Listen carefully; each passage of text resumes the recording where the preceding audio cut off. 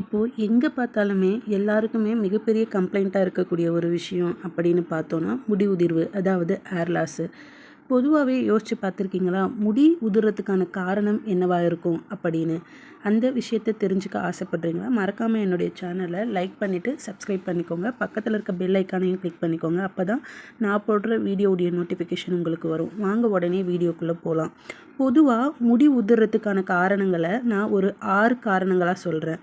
அதில் முதலாவது என்னன்னு பார்த்தோன்னா, ஜெனட்டிக்காக இல்லைன்னா ஹார்மோனல் சேஞ்சஸ்னால் ஏற்படக்கூடிய முடி உதிர்வு.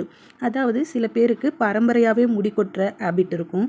இல்லை சில பேருக்கு இந்த ப்ரெக்னென்சி இல்லைன்னா பிசிஓடி ப்ராப்ளம்ஸ் அந்த மாதிரி இருக்கிறதுனாலையோ இல்லைன்னா தைராய்டு ஹார்மோன் போன்ற பிரச்சனையினாலையும் முடி உதிர்றதுக்கான அதிக வாய்ப்புகள் இருக்குது. ரெண்டாவது மிக முக்கிய காரணம் என்ன அப்படின்னு பார்த்தோன்னா, விட்டமின் டிஃபிஷியன்சிஸ். பொதுவாகவே ப்ரோட்டீன் கண்டென்ட்டு நம்ம கம்மியாக எடுத்துக்கிறதுனாலையோ இல்லைனா அயன், துத்தநாகம் அந்த மாதிரி விட்டமின்ஸ் கம்மியாக எடுத்துக்கிறதுனால கூட முடி வளர்ச்சியில் மிகப்பெரிய பாதிப்பை ஏற்படுத்துறதுக்கான அதிக வாய்ப்புகள் இருக்குது. மூணாவது மிக முக்கிய காரணம் என்ன அப்படின்னா, ஸ்ட்ரெஸ்ஸு, அப்புறம் தூக்கமின்மை. பொதுவாகவே நம்ம டே டு டே லைஃப்பில் நம்ம சந்திக்கிற பல பிரச்சனைகளை போட்டு யோசித்து மனசு குழப்பிக்கிட்டு ஸ்ட்ரெஸ் ஆகிறதுனாலையும், அதன் பயனாக நம்ம நைட்டில் தூங்காமல் ரொம்ப நேரம் முழிச்சிட்டு ஃபோன் பார்த்துட்ருக்கிறதுனாலையோ கூட முடி உதிர்றதுக்கான வாய்ப்புகள் அதிகமாக இருக்குது. ஒரு சராசரியாக ஒரு மனுஷனுக்கு மினிமம் 8 ஹவர்ஸ் ஸ்லீப் ரொம்ப முக்கியம். பொதுவாகவே யாரெல்லாம் இந்த 8 மணி நேரம் தூங்கி நல்ல சாப்பாடை ரெகுலராக 3 வேளையும் வீட்டிலேயே சமைச்ச சாப்பாட்டை சாப்பிட்றாங்களோ அவங்களுக்கு முடி உதிர்வு கம்மியாக இருக்கும் மற்றவங்களை காட்டிலும். நாலாவது மிக முக்கியமான காரணம் என்ன அப்படின்னு பார்த்தோன்னா, நம்ம முடியை ஒழுங்காக பராமரிக்காமல் இருக்கிறது தான்.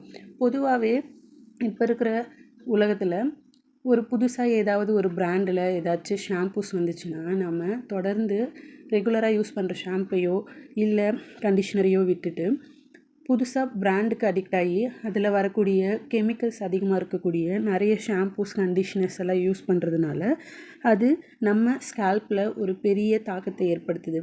அதனாலேயும் நிறைய முடி கொட்டுறதுக்கான வாய்ப்புகள் அதிகமாக இருக்குது.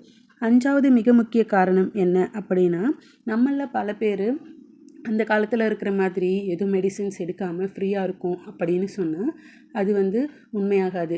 ஏன்னா ஏதோ ஒரு ரீசனுக்காக டே டு டே லைஃப்பில் நம்ம தொடர்ந்து பலவிதமான மெடிசின்ஸை எடுத்துகிட்டு தான் இருக்கோம். அந்த மெடிசின்ஸுடைய பக்க விளைவுனால கூட முடி உதிர்றதுக்கான வாய்ப்புகள் அதிகமாக இருக்குது. அதே மாதிரி ஆறாவது மிக முக்கிய காரணமாக என்ன இருக்கும் அப்படின்னு பார்த்தோன்னா, பலருக்கு இந்த பொடுகு பிரச்சனையும் தலையில் ஏற்படக்கூடிய இன்ஃபெக்ஷன்ஸும் முடியை வளர விடாமல் தடுக்கிறதோட இருக்கிற முடியையும் கொட்டுறதுக்கான வாய்ப்பை தான் அதிகமாக ஏற்படுத்தி கொடுக்குது. இதெல்லாம் தான் மிக முக்கிய காரணங்களாக இருக்குது. தெரிஞ்சோ தெரியாமலேயோ இந்த 6 காரணங்களில் ஏதாவது ஒரு ரீசன்னால தான் நம்மளில் பல பேருக்கு ஹேர் லாஸ் ஆகிட்டே இருக்குது. இதை எப்படி தடுக்கலாம் அப்படிங்கிறத அடுத்த வீடியோவில் உங்களுக்கு தெளிவாக எக்ஸ்பிளைன் பண்ணுறேன். இந்த வீடியோ உங்களுக்கு பிடிச்சிருந்தா மறக்காமல் லைக் பண்ணிவிட்டு ஷேர் பண்ணுங்கள். அப்படியே உங்கள் கமெண்ட்ஸையும் கமெண்ட் பாக்ஸில் பதிவு பண்ணுங்கள். அடுத்த பயனுள்ள வீடியோவில் சந்திக்கலாம். Tata bye.